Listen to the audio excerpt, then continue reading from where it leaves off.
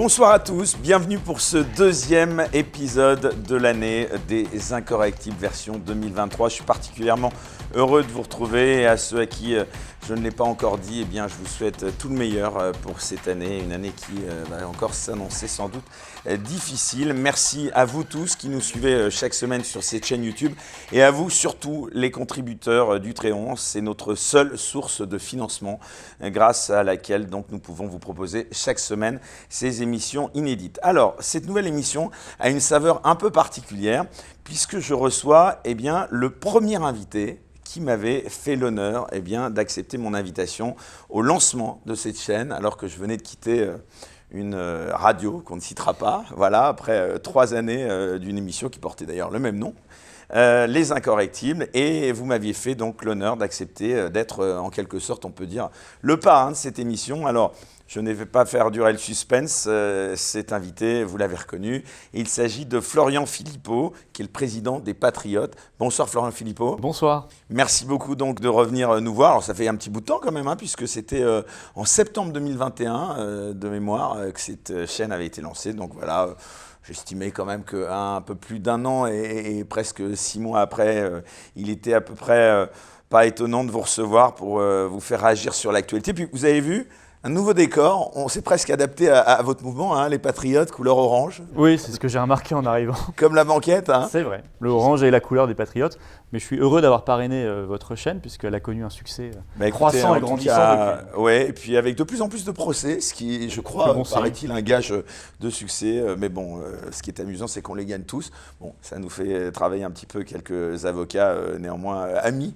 Mais en tout cas, merci d'avoir été, je le redis encore avec insistance. Merci à vous. Donc le premier invité qui nous a fait confiance et puis qui avait fait d'ailleurs de mémoire un très beau score. Alors, cher Florian Philippot, comme je le disais, comme je vous le disais hors antenne, plutôt cette émission, on va l'articuler en 2 temps, voire 3 même, puisqu'on va un petit peu, même si on est la deuxième émission de l'année, revenir sur l'année écoulée, parler de l'actualité, de votre actualité, de celle des Patriotes, et puis également de sujets un peu plus sensibles comme le Covid. Et pour cela, on basculera, c'est la tradition, sur une autre plateforme qui s'appelle Utréon, mais dont maintenant les spectateurs de cette chaîne ont l'habitude. Alors, première question, pour faire le bilan de cette année et regarder les perspectives qui s'annoncent pour cette nouvelle année.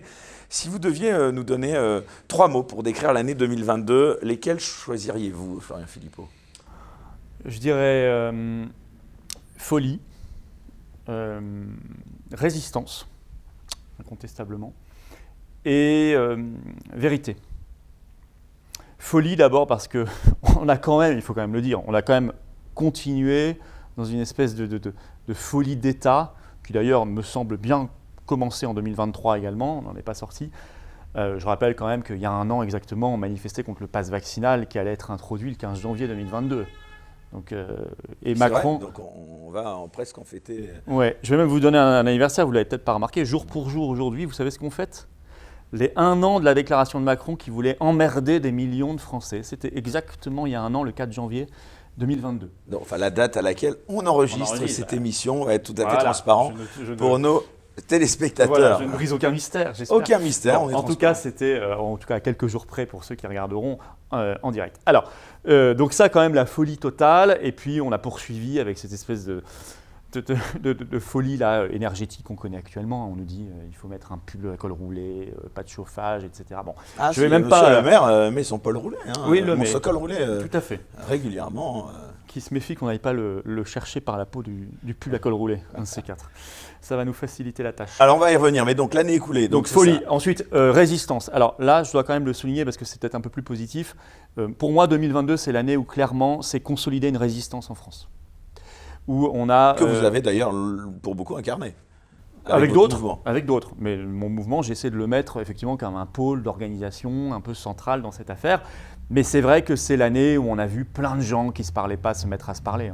Dans les milieux, entre des avocats et des politiques, des médecins, des artistes, des sportifs, etc. Et je trouve ça formidable et je ne vois pas comment on peut faire autrement. Et vraiment, je pense que ça ne peut pas être détruit, ça. Donc ça, pour moi, c'est important. Et c'est en France et ce n'est pas qu'en France. On a vu des mouvements en Italie, aux États-Unis, les convois de la liberté quand même, il y a un peu moins d'1 an au Canada, qui ont obtenu en fait, qui ont changé le cours de l'histoire au Canada, parce qu'il se passe beaucoup de choses là-bas maintenant. Ah bah c'est intéressant que vous disiez ça, parce qu'on est regardé de plus en plus au Canada. Je salue tous nos amis canadiens, en particulier québécois, à qui je souhaite l'indépendance, je vais être clair. Moi, je me bats pour le Québec libre, en bon gaulliste que je suis. Mais au-delà de ça, je salue, elle n'est pas francophone, mais je salue la première ministre d'Alberta qui s'appelle Danielle Smith, une province du Canada, et qui est arrivée au pouvoir il y a quelques mois dans la foulée des convois de la liberté, en fait, et qui a dit chez nous, on s'excuse pour les suspendus, on les réintègre, on les indemnise, on leur présente des excuses officielles. Et d'où tout ce qui s'approche de près ou de loin au Forum économique de Davos, on le botte en dehors de la province. Voilà, donc je trouve que c'est intéressant. Vous avez eu en Floride Ron DeSantis qui est en train de faire des choses formidables. Donc, et puis en France, quand même, des choses qui s'organisent, qui se consolident. Donc résistance. Et enfin, vérité. Et là, je dirais que ça concerne surtout la dernière période de l'année 2022. Et ça me semble s'accélérer encore en 2023, où en fait, on a l'impression que l'empire du mensonge est en train de s'écrouler. Regardez Elon Musk qui arrive à la tête de Twitter. Tous les jours, c'est une bonne nouvelle quand même. C'est extraordinaire. Tous les jours, il nous sort des Twitter Files, les dossiers Twitter, que vous ne retrouverez jamais dans un article du Figaro, du Monde, sur TF1 ou BFM. Jamais, il ne vous en parle pas. Mais il faut les lire. C'est à chaque fois, et c'est documenté. Il met des copies d'écran, des mails internes de Twitter entre les cadres dirigeants de Twitter à l'époque, etc., avec le FBI. On pourrait croire, pour le coup, on se dirait, mais on est en plein roman complotiste. Mais pas du tout, c'est la vraie réalité, c'est daté, et ça nous explique qu'on avait raison, qu'il y a une machine de censure qui s'était mise en place, de désinformation, de propagande, notamment sur le Covid et pas que, aussi sur l'ingérence russe. Enfin, il y a des choses qui sont sorties cette semaine, par exemple, très intéressantes là-dessus. La pseudo-ingérence russe, comment ça a été monté de toutes pièces. Et ça fait éclater des vérités qui sont une arme pour nous, extraordinaire, parce que les gens pourront plus se faire manipuler demain, beaucoup plus difficilement, en tout cas. Vérité, regardez en Allemagne, vous avez le vice-président, pareil, on n'en parle pas en France, donc le vice-président du Parlement allemand, le Bundestag, qui dit on va faire une grande enquête sur les effets secondaires. Je ne vais pas développer parce que je crois qu'on est encore sur YouTube, donc je ne développe pas, chacun aura compris. Et puis, vous avez des vérités qui émergent un peu partout je crois que les gens comprennent aussi l'arnaque du marché européen de l'électricité. Vous voyez, des choses dont on ne parlait absolument pas avant. Enfin, nous, on en parlait dans le désert, je dirais un peu dans le camp souverainiste, mais personne ne le reprenait, ça ne rebondissait pas. Et maintenant, c'est dans la tête et dans l'esprit de chacun. Je trouve ça très, très, très, très positif. On reparlera de l'actualité internationale tout à l'heure, mais j'aimerais revenir à l'actualité nationale. Quel est pour vous l'événement le plus marquant de l'année écoulée, si vous deviez en retenir qu'un seul, outre sans doute l'élection présidentielle, mais bon. Oui et non, ça j'avais dit que ça ne marquerait pas les esprits. J'avais été là-dessus un peu mal à mi-remas en disant malheureusement ça risque de mal se passer et ça ne sera pas ça l'événement de l'année. Je pense que je ne suis pas certain que l'événement marquant dans le monde soit en France, honnêtement, cette année, en 2022. Je pense que ce qui se passe actuellement aux États-Unis me semble, si vous voulez, la réélection par exemple de DeSantis en Floride, pour moi est un événement qu'on mesure mal. C'est un événement très important parce que ça rebat les cartes politiquement c'est ce que j'allais vous dire, aux États-Unis. Voilà, pour l'année prochaine, donc vous pensez que ça peut changer la donne ? Moi je pense qu'il peut y avoir un renversement complet de majorité et de tendance aux États-Unis. Nous allons voir comment ça va se passer. Et Donald Trump Alors, il y a une espèce, vous savez, en ce moment, de conflit entre Donald Trump et Ron DeSantis. Je ne rentre pas là-dedans, mais en tout cas, il y a là-bas une opposition à Biden. Biden en lui-même, il n'incarne rien. Il a déjà du mal à se mouvoir lui-même et si vous voulez, il dit bonjour aux gens dans le vide. Donc, Biden, ça n'est plus grand-chose. Mais tous les gens autour de lui qui dirigent réellement la politique américaine sont aujourd'hui, je dirais, concurrencés, défiés par une vraie opposition. Et on la voit en train vraiment de se construire sur les vrais sujets, les vrais enjeux aux États-Unis. Malheureusement, ça n'est pas encore le cas en France. Donc en France, l'événement marquant, il y en a. Enfin, vous diriez que c'est encore la lutte contre la restriction des libertés, honnêtement, je réfléchis en France politique sanitaire. L'événement marquant, c'est sûrement que le peuple français a su se mettre debout quand il le fallait, mais je suis un peu déçu de 2022. J'allais vous dire. Non, je vais pas inventer quelque chose. Pourtant, vous étiez très actif, vous, pour votre part. Alors nous, par exemple, non, mais le 8 janvier, par exemple, le 8 janvier 2022, il y a eu la très grande manif contre le pass vaccinal Union Sacrée. Je crois que c'est la plus grosse manif de l'année 2022. Donc là, vous pouvez dire que c'est la date anniversaire de la diffusion de cette alors c'est ça, émission. c'est très important. Et les gens étaient très très nombreux, ils s'en souviennent. Nous, on avait invité tout le monde et beaucoup avaient pris la parole. Je crois que c'est la plus grosse manif de 2022 en France, il me semble. J'avais vérifié dans les stats des préfectures. Tant mieux. Mais vous voyez, j'aurais aimé que ce mouvement ensuite prenne encore plus d'ampleur. Je dois reconnaître qu'en France, mis à part, il y a un événement important quand même, il faut le souligner, c'est l'opposition qui est devenue majoritaire à l'Assemblée nationale. Le 19 juin, l'opposition a la majorité absolue, les macronistes sont en minorité. Très bien.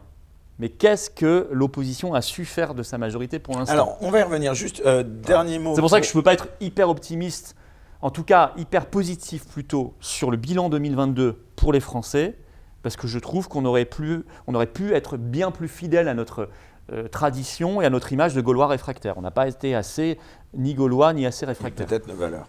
Quelle est la personnalité française de l'année 2022, si vous en aviez une à choisir ? Personnalité française, je dirais, j'hésite entre le professeur Perron, qui honnêtement, qu'on a reçu ici d'ailleurs. Oui, que je vous avais reçu et qui honnêtement a été extrêmement courageux. Vous voyez, mais j'hésite entre lui, le professeur Raoult. Je suis toujours un peu dans le même milieu quand même. Pour moi, ces médecins-là qui ont su sortir de la doxa, qui est très forte dans leur milieu, quitte ensuite à passer devant le Conseil de l'Ordre, voire la justice, ont eu beaucoup de courage. Et ont eu un rôle extraordinairement bénéfique. D'abord, ils ont entretenu le moral de la population et des troupes. Et ils ont apporté une caution scientifique, de crédibilité. Et ils ont eu du courage. Donc pour moi, ce sont ces gens-là. Il y en a plein d'autres. Et une diversité aussi le médecin anonyme. J'ai envie de citer un médecin anonyme dans une petite commune de France qui lui aussi est traîné devant le Conseil de l'Ordre aujourd'hui. On en parle moins parce qu'il n'est pas connu, mais il a été, à mon avis, tout aussi courageux. Alors on en vient donc à ce que vous abordiez, donc cette année électorale 2022, avec 4 déplacements aux urnes, donc pour les Français, ce qui était quand même assez énorme. Quel bilan vous tirez de cette séquence électorale en général, de manière globale ? Alors, point de vue campagne et déjà, débat. comment vous expliquez la réélection d'Emmanuel Macron ? Parce qu'en dépit de toute la défiance qu'il peut susciter, il a été réélu, ça vous ne le contestez pas ? Non, mais pas de débat, pas de campagne nulle. Je n'ai jamais vu une campagne présidentielle aussi nulle de ma vie. Atone. Complètement atone, complètement nulle, aucun intérêt. Il ne s'est rien passé, il ne s'est rien dit. Il a refusé, lui, d'aller dans l'arène. Il n'a pas débattu. C'est peut-être grâce à ça, d'ailleurs, qu'il sûrement. a gagné. Il s'est mis derrière l'Ukraine à l'époque, qui venait de démarrer, la guerre d'Ukraine qui venait de commencer, fin février. Il s'est mis derrière tout ça, un peu le Covid encore, etc. Résultat, il n'a pas fait campagne. Et honnêtement, ses adversaires en face, soit été empêché d'être candidat à cause de l'absurde, j'en suis un, je ne suis pas le seul. Alors voilà, j'allais y venir. À cause de l'absurde. Des 500 signatures. Je dirais que c'est plus qu'absurde même. Il faut réformer le système électoral, mais c'est un système dépassé, qu'est-ce qu'il faut faire ? Puisqu'on le rappelle, donc vous n'aviez pas pu avoir les signatures. Et moi j'ai prévenu très tôt pour remettre les quelques dizaines de signatures que j'avais, pour les remettre dans la nature et dire au maire, allez vraiment parrainer des gens qui peuvent les avoir. Moi je ne pourrais pas les avoir. Qu'est-ce que vous proposez comme alternative ? Parce que le but c'était plutôt pour qu'il n'y ait pas de charlot qui se présente, c'était ça le Bien but sûr. premier. Mais je rappelle que quand le général de Gaulle l'a mis, c'était 100, c'était pas 500. Et ensuite, c'est Giscard qui est passé à 500. De toute façon, Giscard est toujours dans les mauvais coups, donc là aussi. Et puis, les parrainages jusqu'à Hollande étaient anonymes. Et voilà, et là, le coup de grâce, ça change tout. Voilà, c'est ça. Et puis, il n'y avait pas tous les systèmes d'intercommunalité, de pression sur les maires. Celui qui a cassé cet anonymat, c'est François Hollande. C'est Hollande. Donc, soit il y a deux solutions. Ne rien avoir, ça ne me paraît pas possible. Parce que je ne pense pas, sinon il y aurait 2000 candidats. Je ne vois pas comment on va faire une campagne, comment on va faire. Il y a deux solutions. Qu'est-ce que vous proposez ? Soit on garde des élus, les maires, ok, mais il faut remettre l'anonymat. Il faut sûrement baisser un peu le seuil. Parce que déjà, il y a moins de communes en France. Je rappelle qu'à cause de Hollande aussi, qui a fait la fusion des communes, on a perdu 2000 communes en France ces 5 dernières années. Électoral, ouais, on a perdu 2000 communes quand même qui ont fusionné. C'est quand même 2000 signatures aussi en moins. Et puis, les maires maintenant sont beaucoup plus tenus, ils nous le disent, par les intercos, les machins. Bon. Donc, passer ce seuil peut-être de 500 à 300, je ne sais pas, il faut y réfléchir. Et puis anonyme, indispensable ça, vraiment anonyme. Parce que je vous assurais qu'il y a des campagnes dans la presse locale qui sont juste inadmissibles, complètement antidémocratiques. Ou alors, on passe carrément à un système de parrainage citoyen, où là, c'est plus du tout les maires qu'on décharge de cette responsabilité dont ils ne veulent plus, manifestement. On la donne aux citoyens français inscrits sur les listes électorales. Et par exemple, on fixe ensemble un chiffre, je ne sais pas, 50 000, 100 000, ça c'est à voir et à discuter. Une sorte de primaire. Exactement. Vote. Alors on me dit, le problème de ce système-là, je l'entends, c'est que ça peut favoriser les lobbies. Vous pourrez avoir plein de candidats des lobbies, ceux qui sont capables de réunir 100 000 signatures, mais qui n'incarnent que ce lobby des 100 000 signatures, et non pas un courant politique. C'est effectivement un peu gênant. Problème qu'on a moins si ce sont les maires. Je l'entends. Ou un système mélangé, avec à ce moment-là encore moins de maires, peut-être juste 100 maires, plus 50 000 citoyens. C'est peut-être le meilleur système. Un mix des deux. Deux. Sur la réforme des institutions, quelles sont les principales mesures qu'il faudrait prendre selon vous, Florian Philippot ? Ah mais alors moi je prends mon, vous voyez, je prends mon balai et non mais il faut tout déblayer là. Il faut tout balayer, tout revoir. On est dans un système complètement finissant. Je dis, premièrement, démocratie directe. C'est la première urgence à mettre en place. De Gaulle avait prévu que le référendum... Plus de référendum, c'est ça. Oui, mais le référendum, c'est l'article 3 toujours de la Constitution. De Gaulle avait prévu que le référendum soit au même niveau que la démocratie représentative, c'est-à-dire les parlementaires. Aujourd'hui, vous voyez bien que tout passe par le Parlement, le Congrès, parce qu'il est à la botte la plupart du temps du gouvernement, et plus rien ne passe par le peuple, c'est-à-dire le référendum. Donc il faut complètement... On est toujours quand même en démocratie selon vous ? Non, absolument pas. Ah non, pour moi, on n'est absolument pas en démocratie, ça fait bien longtemps qu'on ne l'est plus. Il restait encore les apparences, peut-être les apparats de la démocratie, par exemple, une certaine liberté d'expression. Vous voyez, le vote ne servait déjà plus à grand-chose, parce qu'en fait, toute la souveraineté est partie ailleurs, ceux qui décident vraiment ne sont plus en France, c'est à Bruxelles, c'est à Washington, c'est à Berlin, etc. Tout ça, ça peut se récupérer, hein, c'est pas la fatalité. Hein. Mais ça fait longtemps. Mais au moins, il restait encore un peu les apparats. Alors, quand vous manifestiez un peu fort, le gouvernement retirait sa réforme. Il y avait encore une certaine liberté du débat. On pouvait encore à peu près être candidat à la présidentielle et avoir toutes les tendances représentées. Ça n'est plus le cas aujourd'hui. Il n'y a même plus les apparences. C'est-à-dire que depuis Macron en particulier, vous manifestez, on vous tire dessus, avec le LBD pour l'instant, hein, mais quand même, il y a des yeux qui ont été crevés, des mains arrachées. On ne vous écoute plus, y compris si vous mettez des centaines de milliers de personnes dans la rue. Il n'y a plus de débat libre, parce que soit vous ne pouvez plus être candidat à la présidentielle, on vous bloque. Souvenez-vous, la dernière présidentielle, c'est Bayrou qui, à la fin, a distribué les signatures. Oui, en grand prince. Ah, comme ça, il était là. Il semait à tout vent. Il semait les signatures. Il y a même des rumeurs qui circulent comme quoi il pourrait être candidat en 2025. Mais oui, alors que Bayrou, c'est quand même Macron. Donc ça veut dire qu'à la fin, c'est le président sortant qui a choisi ses adversaires. C'est exactement ça.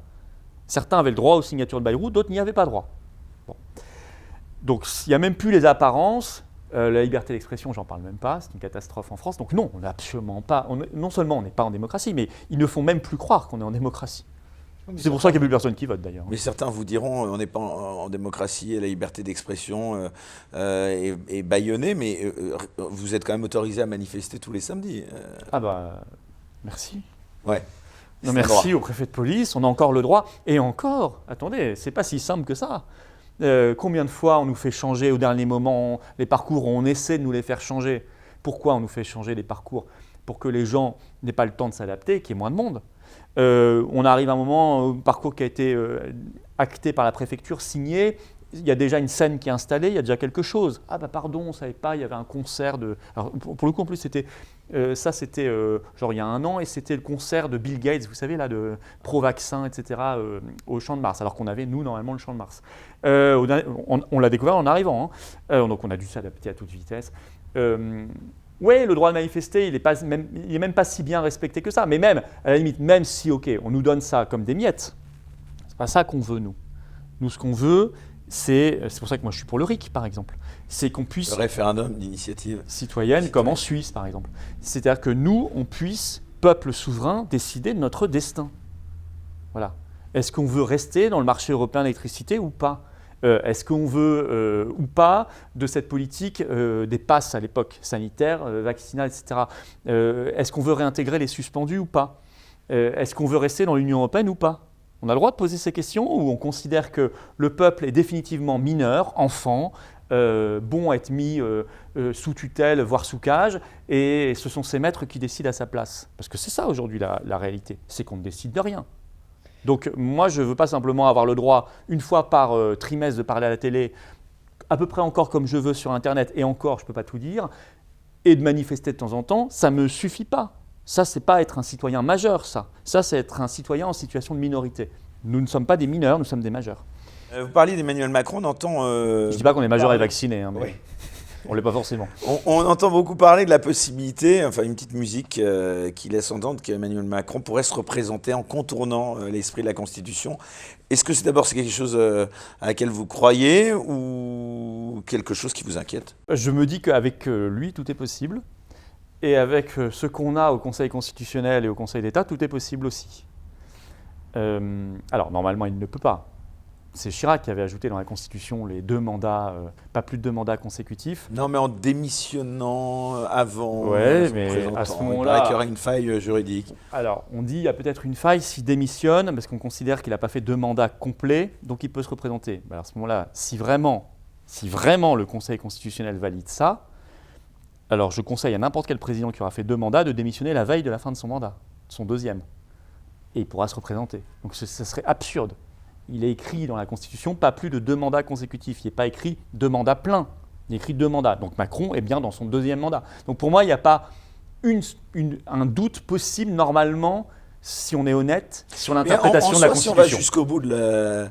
Est-ce que c'est pas choquant finalement de ne pas pouvoir réélire quelqu'un s'il est compétent après tout finalement? Si, moi je n'étais pas favorable à cet ajout par Jacques Chirac dans la Constitution. Vous voyez par exemple, 3 mandats de De Gaulle, ça m'aurait bien plu.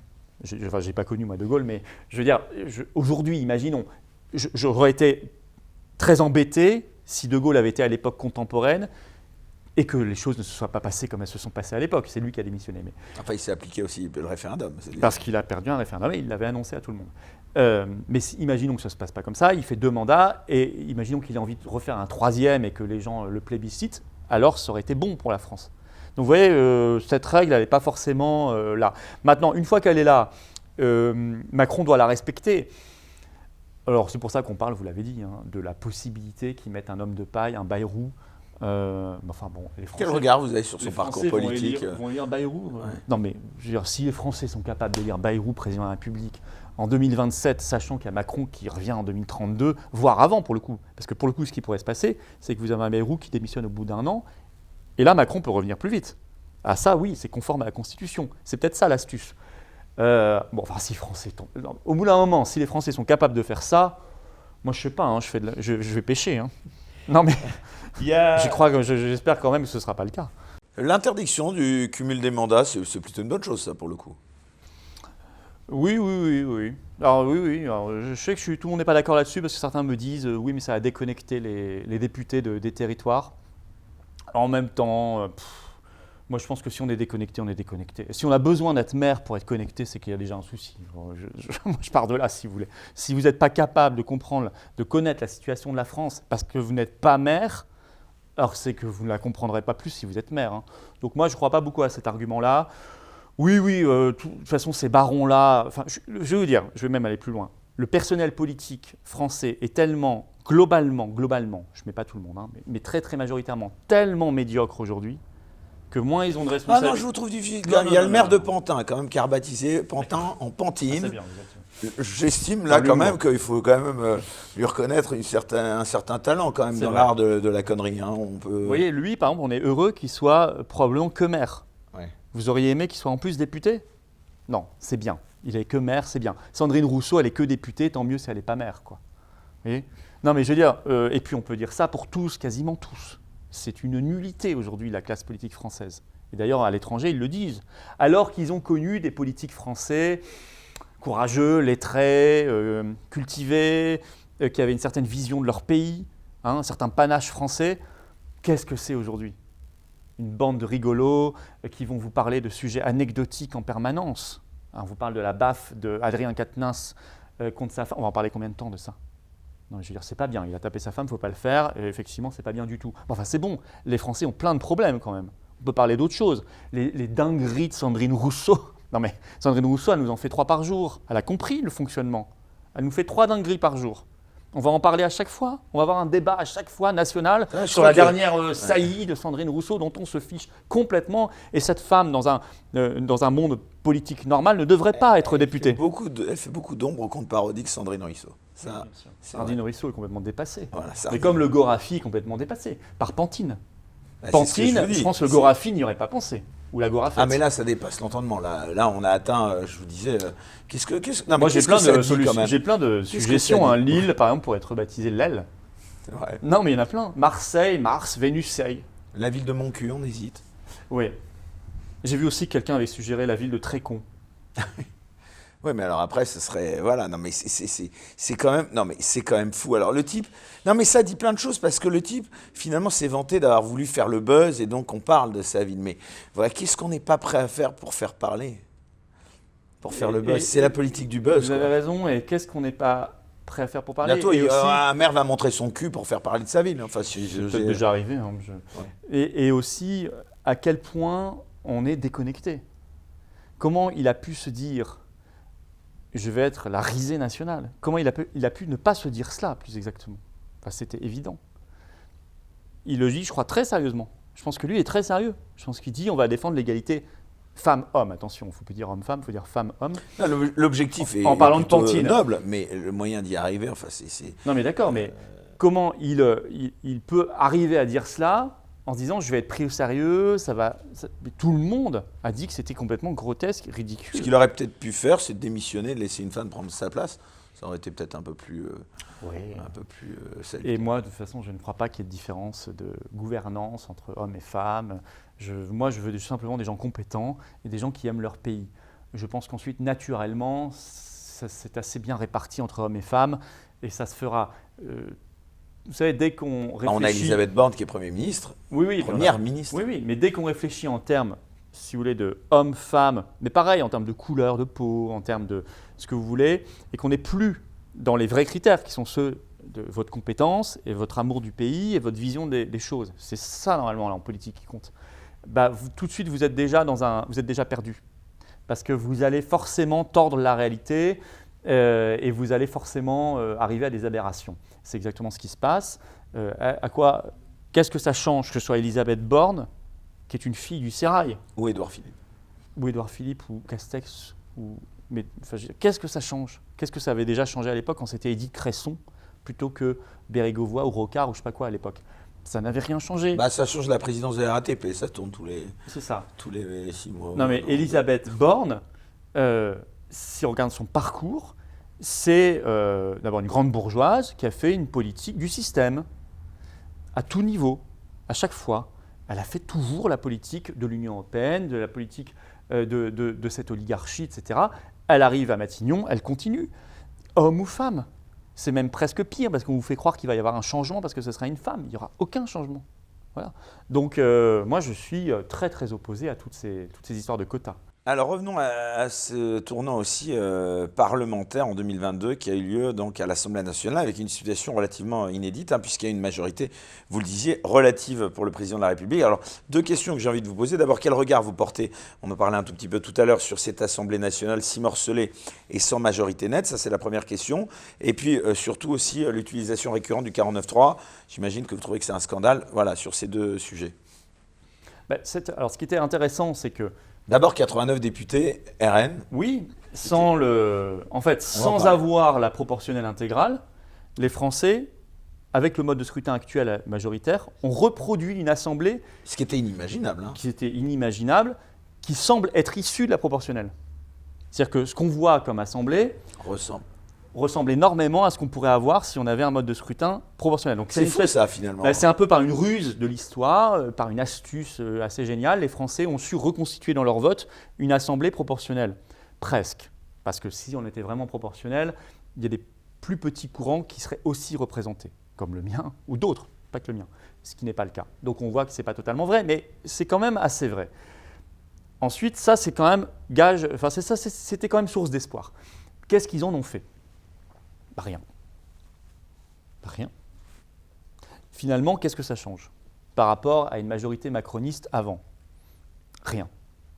Est-ce qu'ils ont réussi une seule fois sur les 10 49.3, donc 10 motions de censure derrière, une seule fois est-ce qu'ils ont réussi à se mettre d'accord pour en voter une? Mais parce qu'à chaque fois, LFI, enfin la NUPES, donc, propose des motions de censure et dont ils disent, même pas une minute après, on ne veut surtout pas que les députés du Rassemblement national la votent. Donc alors rien ne change au final, alors on est d'accord. Et donc le RN dit, ok, on vous obéit, on ne la vote pas.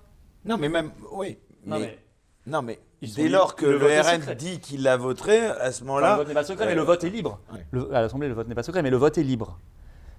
Donc, au début, ils n'ont pas. La toute première, je me souviens, on était en manif devant l'Assemblée, c'était le 11 juillet. Première motion de censure, NUP. Le RN ne la vote pas. Vous avez tort. Bon. À partir de septembre, ils ont commencé à dire on va les voter. Ils les ont votés 2-3 fois. Très bien. Le problème venait de LR cette fois-ci. Donc c'est finalement Et LR ensuite, qui il y a détient eu les clés. l'incident Grégoire de Fournas, vous savez, c'est ça. Donc ça a retendu les relations entre RN et NUP, et donc le RN a dit on ne vote plus les motions de censure de la NUP. C'est une bêtise. Je suis désolé, c'est une bêtise. On se fiche complètement de leurs histoires de bac à sable à l'Assemblée nationale. Grégoire de Fournas ou je sais pas quoi, on s'en fiche complètement, c'est pas notre problème. Nous, c'est qu'on a des dingues au gouvernement, des illuminés qui, par exemple, on est le dernier pays au monde qui n'a pas réintégré ses infirmières et ses pompiers suspendus. Non, mais depuis cette semaine, ils le sont en Grèce. Donc on est le dernier et unique pays au monde. C'est parce qu'on a des dingues à la tête du pays. Faut quand même Donc ces dingues, on les vire ou on les garde? Mais ça, c'est entre vos mains, députés de l'opposition. Mais est-ce que ce n'est pas les LR qui sont responsables de cette situation? Si, puisque bien sûr que vous si. le disiez, c'est eux qui peuvent faire la bascule. Eux peuvent faire la bascule, ils ne la font pas. Ils ont une lourde Ce sont des responsabilité. alliés finalement cachés du macronisme. Pour l'instant, ils se comportent en alliés objectifs du macronisme, évidemment. Nous allons voir sur la réforme des retraites ce qu'ils vont faire. On va y venir. Voilà, Soit, effectivement, ils déposent une motion de censure comme certains en ont parlé, et à ce moment-là, la responsabilité reviendra à la NUP et au RN, et je pense qu'ils n'auront pas d'autre choix que de la voter, et donc elle sera majoritaire.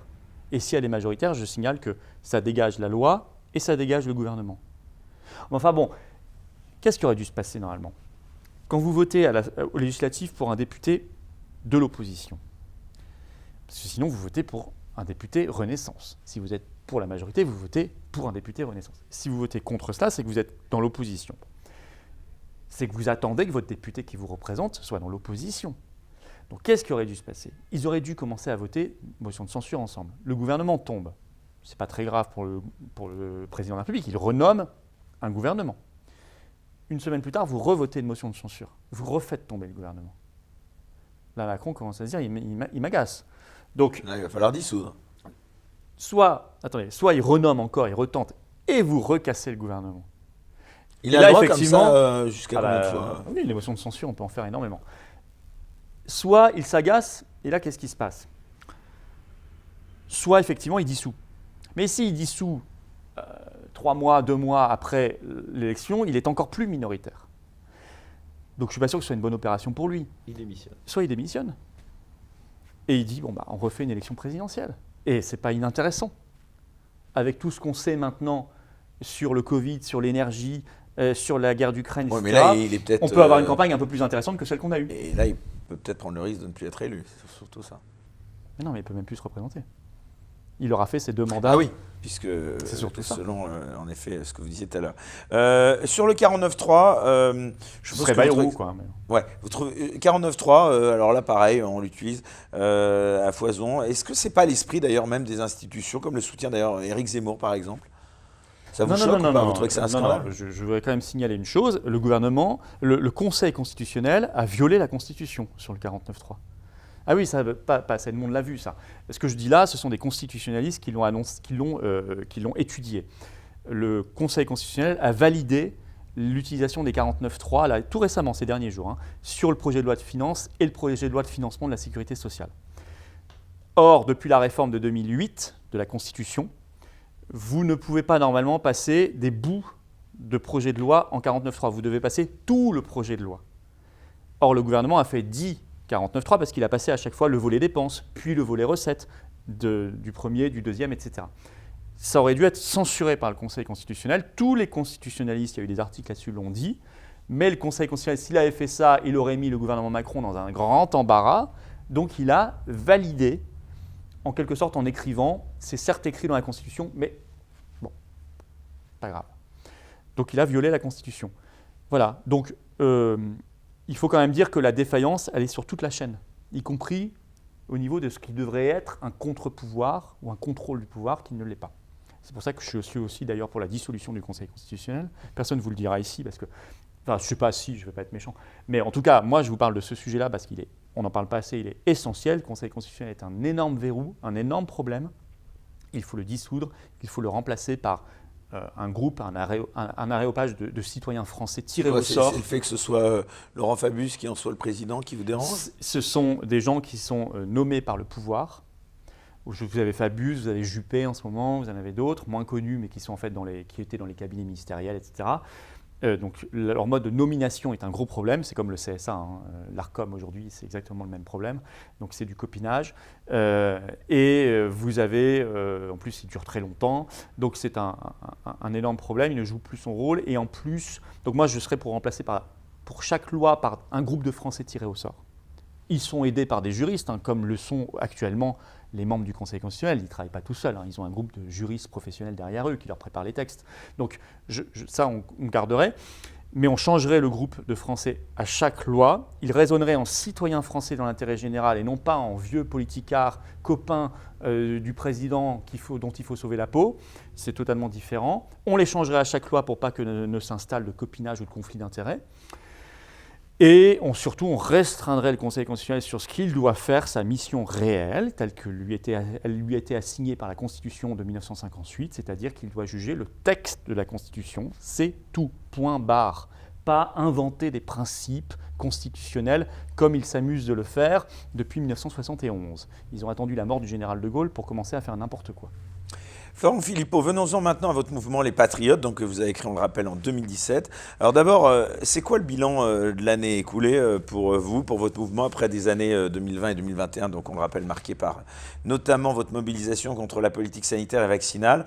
Et puis, deuxième question que j'aimerais vous poser, quels sont les objectifs de votre mouvement à moyen terme? Le bilan, c'est que nous, on s'est fortifié. On est à 40 000 adhérents. Combien d'adhérents? 40 000. Ce qui est quand même assez... beaucoup. Ce qui est manifestement plus que le RN, qui a annoncé 36 000 en congrès, certifiés. Donc aujourd'hui, les Patriotes ont plus d'adhérents que le RN? Manifestement. Ce qui ne m'étonne pas, parce que nous sommes un parti, un mouvement de conviction. Et je crois que dans les périodes qu'on vit actuellement... Ça veut dire quoi, ça, que le RN n'est pas un parti de conviction? Non, ça ne l'est plus.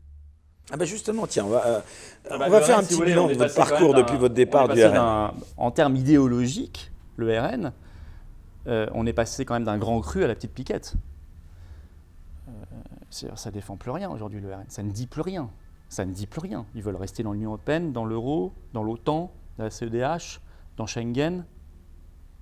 J'ai vu leur bataille à l'Assemblée nationale, c'est quand même du bac à sable. Il ne se passe pas grand-chose. Enfin, les gens vont me dire, il ne faut pas... Je suis désolé. Vous avez toujours des contacts avec les cadres de ce parti? Oui, avec quelques-uns. Lesquels, par exemple? Ça dépend des moments. Ils viennent me voir quand en interne, il se passe des choses, vous voyez. Et ce n'est pas toujours les mêmes. Et qui, par exemple? Je vais vous dire, non, je ne vais pas trahir ça. Ça ne se fait pas. Jordan Bardella, il est promis un bel avenir, selon vous, ou pas? Parce qu'on rappelle que je crois que c'était vous qui l'aviez, on va dire... parrainé un peu ou en tout cas, au sein du FN, c'était moi totalement qui lui avait donné son poste de secrétaire départemental de Seine-Saint-Denis. Mais c'est vous qui l'aviez fait venir Non, je crois qu'il est arrivé à peu près au même moment que moi, mais beaucoup plus jeune, au FN. Et c'est vous qui l'avez fait monter? C'est moi qui l'ai repéré, qui l'ai fait monter, qui l'ai fait élire aussi conseiller régional d'Île-de-France, etc. Reconnaissant? Donc je crois pas du tout, mais ça c'est pas grave, c'est la politique. Hein. Alors lui, en tout cas, vous n'avez plus de contact avec lui? Non, j'ai pas de contact du tout. Comment vous expliquez ça d'ailleurs? Parce que c'est la politique, ça interdit pas comme ça. C'est comme ça. Vous savez, faut pas s'attarder trop là-dedans. Un message de félicitations quand il est devenu président du RN? Non, parce qu'il m'en a pas envoyé quand je suis devenu président des Patriotes, donc vous voyez. Mais non, mais ça, si vous vous attardez trop sur tout cela, vous vivez plus, parce qu'en fait, vous êtes en permanence dans les trucs un peu humains, affectifs, et vous perdez de vue votre combat. Non, mais enfin, il sort quand même grandi de cette année 2022, le parti, RN. Le RN sort quand même grandi. Non, mais il y a 89 députés. Alors, est-ce que vous me permettez de remettre Vous aviez été très, très dur, on peut le dire, ici, dans la première émission. Vous aviez, en effet, été un des premiers à dire que vous étiez convaincu que Marine Le Pen ne serait pas élue. Vous aviez donc eu raison. Mais vous aviez été très dur à son encontre. Est-ce qu'aujourd'hui, au vu du parcours qu'elle a eu l'année dernière, puisque avec quand même l'arrivée d'Éric Zemmour qui a changé la donne, elle a quand même peu misé sur elle quand même en début d'année 2021, et finalement elle termine l'année avec un score qui est somme toute pas complètement quand même ridicule quand même à la présidentielle, et 89 députés, donc c'est plutôt une année réussie pour Marine Le Pen. Oui. Alors, objectivement. Non, mais je vais être très, très objectif. Il faut absolument différencier. Mettons l'affect de côté un instant. J'ai aucun affect. Vraiment. Non, mais c'est pour moi, si vous voulez, il y a plus de 5 ans. Je raisonne très, très, très objectivement, je crois. Différencions le succès électoraliste, qui est effectivement indéniable. 89 députés. Incontestable. Même si on est sur 44% de participation, je le rappelle. Participation la plus basse de l'histoire de la Ve République. C'est-à-dire qu'il y a beaucoup de gens mécontents. Ouais, mais ça veut peut-être dire qu'ils en auraient peut-être eu encore plus de députés. En tout cas, ils ne votent plus. Il y a une raison. Ils ne vont plus aux urnes. Bon. Il y a ça d'un côté, et de l'autre côté... Vous allez dire que le RN mobilise moins, si je vous comprends. Globalement, la classe politique française ne mobilise plus grand monde aux urnes. Les gens, je pense, vraiment mécontents ne vont juste plus voter. Ce qui est peut-être une erreur, etc., sûrement. Mais ils estimaient qu'il n'y avait pas l'offre adéquate. Donc, mettons d'un côté ce succès électoraliste indéniable. De l'autre côté, pourquoi faire ? Parce que Meloni aussi a eu un grand succès cette année, même bien meilleur, puisqu'elle est à la tête du gouvernement italien. Très bien. Qu'est-ce que ça change pour les Italiens depuis quelques mois qu'elle est au pouvoir ? Je vais vous donner la réponse : rien. Ce n'est pas que moi qui le dis, ça commence à gronder là-bas, y compris dans son électorat où il s'attendait à plein de choses. Il ne se passe rien, ni en matière migratoire, il y a des bateaux qui arrivent tous les jours. Ça veut peut-être dire que c'est foutu dès lors qu'on est dans l'Union européenne. Ah bah oui. Vous disiez tout à l'heure, on peut en sortir. Mais Merci. Non, mais c'est une question, moi, je pose. Oui, mais ça me permet de revenir en arrière. Ça me permet de rebondir. Il y a une raison pour cela. C'est qu'elle est dans l'Union européenne, notamment. Et donc, elle ne peut rien faire, ni en matière migratoire, ni en matière industrielle, ni en matière économique. Elle décide... Si elle peut refuser des bateaux d'accoster en Italie. Et puis, ce qui n'est même pas ce qu'elle fait, puisque les bateaux arrivent très nombreux en Italie. Nous, on a parlé de l'océan Viking, parce qu'il y en a eu un en France. Là-bas, il y en a un par semaine. Hein. Et elle les accepte. De toute façon, vous savez, même là-dessus, l'Union européenne intervient, puisque depuis août dernier, il y a une jurisprudence de la Cour de justice qui dit qu'il faut accepter les bateaux. Juste sur la politique nationale. Oui, alors voilà, ce que je dis, c'est que vous devez différencier absolument, surtout dans les temps que nous vivons, où on attend quand même, je crois, de l'authenticité, du combat, de la vérité. C'est peut-être la stratégie de normalisation de Marine Le Pen qui a réussi. Le succès politicien et la réalité de ce que vous êtes capable de changer dans le pays. Parce que je crois que c'est ça qui compte. C'est qu'est-ce que vous accéder au pouvoir. Et pour accéder au pouvoir, est-ce qu'il ne faut pas, excusez-moi, un petit peu se normaliser et non pas se radicaliser ? La question, je crois que la question, elle est plus complexe que ça. C'est accéder au pouvoir pour accéder au pouvoir. Tout le monde l'a fait. Sarkozy l'a fait, Hollande l'a fait. Peut-être que le RN le fera, je ne sais pas. Macron l'a fait, etc. Ça apporte quoi aux Français ? Rien. Si c'est pour appliquer la même politique, ça n'apporte rien. D'accord, mais j'ai envie de donner un autre exemple. Éric Zemmour, Reconquête. La politique, ce n'est pas une course de petits chevaux. Si votre objectif, c'est de gagner la course de petits chevaux, vous me parlez de Bardella, etc., très bien. Ils ont fait une belle année en termes de carrière politicienne. C'est très bien. Ils ont des mandats, des machins. Pour faire quoi ? Je vais quand même remettre les choses en perspective. On est dans un pays qui est à l'agonie. À l'agonie. Il faut quand même on dise les choses sérieusement. Donc on continue avec le petit jeu politicard où 55% des Français, de toute façon, ne jouent plus. Ils ne votent plus. Ils ne regardent même plus le film qui passe à la télé. Hein. Ce petit film-là. Ah là, vous validez le constat d'Éric Zemmour. Oui, mais très bien. J'ai l'impression de l'entendre. Donc ça, ou à côté, on se dit, écoutez, il faut qu'on renverse la situation et la table, mais sérieusement.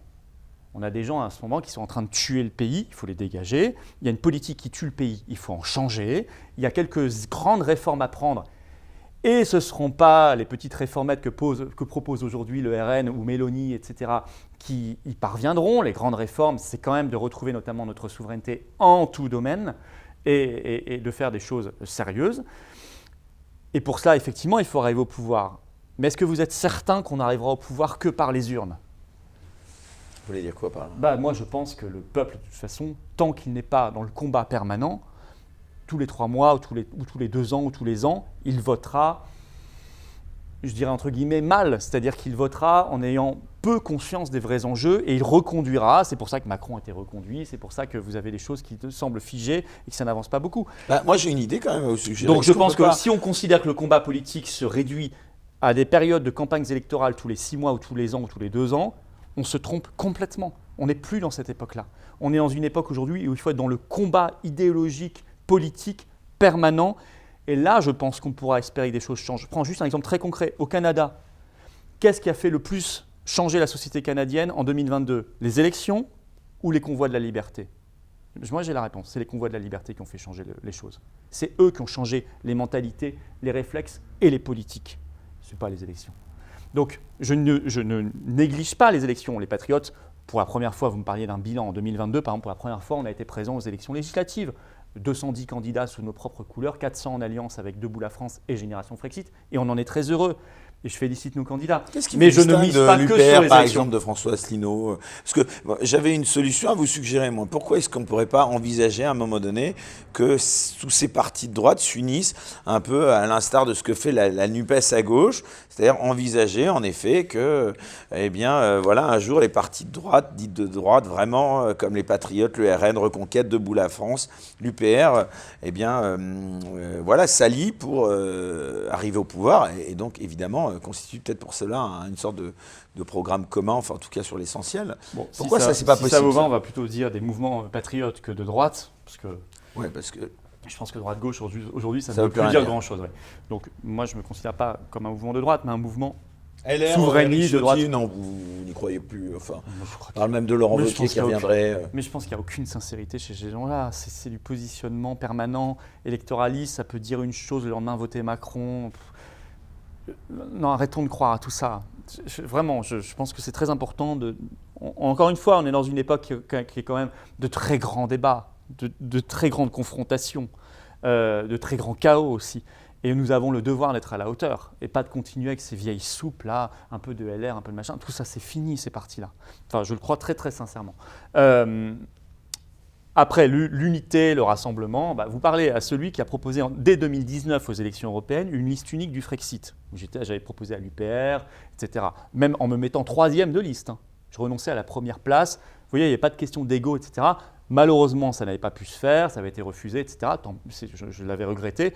J'espère qu'on va être plus malin demain. En tout cas, nous, les manifestations ont permis de faire avancer le rassemblement. Et qu'est-ce qui vous distingue concrètement, par exemple, du RN et de Reconquête, vous, patriotes ? Beaucoup de choses. Parce que comme ça, vu de l'extérieur, on a quand même l'impression qu'il y a une relative communion d'idées quand même. Je vais être sincère, je pense que dans ces deux partis-là, il y a pas mal de gens qui aiment sincèrement la France. Qui aiment sincèrement la France. Ils sont proches de vous. C'est pour ça que je ne les considère pas. Si vous voulez, moi, l'ennemi, c'est Macron et le macronisme. Je passe pas ma vie, vous m'avez demandé… L'ennemi, pas l'adversaire politique. Oui, l'ennemi ou l'adversaire, comme vous voulez, mais je ne passe pas ma vie. Vous m'avez parlé tout à l'heure du RN, je vous ai donné très franchement mon analyse. Mais dans ma vie tous les jours ou mes analyses politiques, je ne tape pas sur le RN. Je ne parle pas du RN, ça ne m'intéresse pas beaucoup. Je parle beaucoup plus de Macron, parce que c'est lui qu'il faut cibler, c'est lui l'adversaire. Pareil pour Éric Zemmour ou Reconquête. Maintenant, comment vous expliquez cet échec d'ailleurs ? Ça n'est pas la même chose, attendez, RN et Reconquête, ça n'est pas la même chose que les Patriotes, parce que nous sommes pour la souveraineté nationale. Moi, je suis pour quitter l'Union européenne, l'OTAN, la CEDH, ça change beaucoup de choses. Ça rend possible le changement. Je ne veux pas simplement parler de grands slogans, je veux qu'on se donne les moyens de changer radicalement les choses et je fais l'analyse peut-être supplémentaire qu'on ne trouve pas dans ces partis-là, que nous avons à la tête du pays et même je dirais aujourd'hui dans le camp occidental une idéologie qui s'appelle le mondialisme. Ça, le RN et le Reconquête vous en parlent très peu. Cette idéologie-là, c'est elle qu'il faut combattre. Celle qui veut effacer les nations, effacer les peuples souverains, effacer vos libertés individuelles, mettre en place une espèce de dictature numérique, c'est l'identité numérique, c'est l'euro numérique et tout ça. C'est ce genre dont eux ne parlent pas, et je le regrette. Il faut en parler de tout ça, parce que ça, ce sont les vrais enjeux qu'on a vus pendant le Covid, qu'on voit avec l'énergie, etc. Donc il y a beaucoup de choses qui nous distinguent, même si je reconnais aussi que je pense qu'il y a chez eux énormément de gens très sincèrement amoureux de la France. Et c'est pour ça que je pense que rien n'est perdu. Pourquoi et je que vous dis ça ? nous sommes majoritaires au sens large. Parce que vous savez bien, Florian Philippot, lors de votre départ du Front National à l'époque, on vous avait reproché de représenter ce courant, on va dire, chevènementiste de gaucho souverainisme, là où un Éric Zemmour est plutôt un libéral. Donc, est-ce qu'il y a une fracture si grande finalement entre ces deux courants de pensée que représente d'un côté Éric Zemmour et de l'autre vous ? Écoutez, moi j'ai un tempérament social et je le revendique et je pense qu'on en a plus que jamais besoin. Il y a tellement de gens dans la misère et qu'on a besoin d'un État stratège. On a besoin de contrôler nos banques. On a besoin de contrôler… Vous êtes pour plus d'État ? Quand je dis ça, les gens s'imaginent plus de paperasse et plus d'impôts, vous voyez, ou plus de petits papiers à remplir pour avoir le droit de sortir de chez soi, parce que l'État, à cause de Macron, c'est devenu synonyme de cette horreur-là. Moi, je dis, l'État, ça n'est pas ça. Tout ça, je veux l'enlever. Moi, je veux aider les créateurs, je veux qu'il y ait moins de paperasse, moins de taxes pour eux, je veux aider tous ceux qui veulent s'en sortir, je ne veux pas qu'il y ait de confinement, je veux même rendre ça anticonstitutionnel, vous voyez. Je ne veux plus jamais qu'il y ait de passe sanitaire, qui est une horreur, un apartheid. Eh bien, vous savez quoi ? Mais par contre, je veux un État stratège qui contrôle la monnaie, qui contrôle la politique industrielle, la politique commerciale, les frontières. Eh bien justement, ça tombe bien, vous venez d'employer le mot passe sanitaire, Florian Philippot, ça va être l'occasion de basculer sur Utréon, comme à chaque émission, chaque semaine, on bascule donc. Pour cela, c'est très simple, vous cliquez sur le lien qui s'affiche en description sous cette vidéo, et puis pour ceux qui malheureusement doivent nous quitter, je souhaite une très bonne semaine, on se retrouve dimanche prochain, même jour, même heure, et d'ici là, je ne cesse de le répéter, surtout restez incorrectibles. Pour voir la suite de l'émission, sans aucune censure, merci de vous abonner à la chaîne Les Incorrectibles Plus sur Utréon depuis le lien en description sous cette vidéo.